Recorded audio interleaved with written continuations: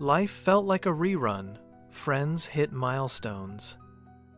Promotions, mortgages, wedding rings.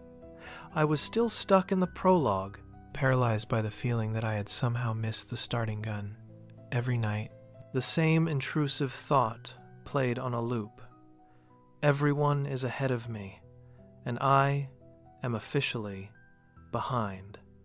I felt like a ghost haunting my own potential. Then, on a rainy Tuesday, I found myself in a quiet coffee shop, sitting across from a man who must have been in his 60s.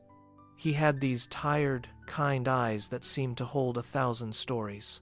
We struck up a conversation, and he told me something that hit me like a physical blow. He had not even opened his first business until he was 47.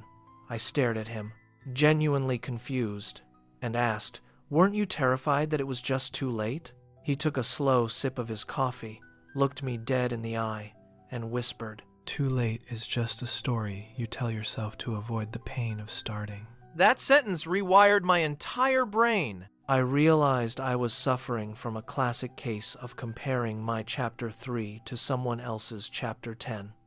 The comparison trap is a thief, and I had let it steal my courage for years. So I started. It was not the cinematic, overnight success you see in movies.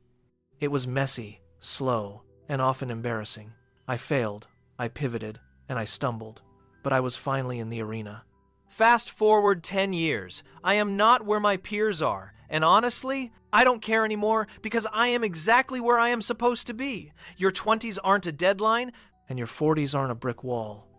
They are just chapters in a book that only you have the pen to write. The story isn't over. It is only over when you decide to stop holding the pen.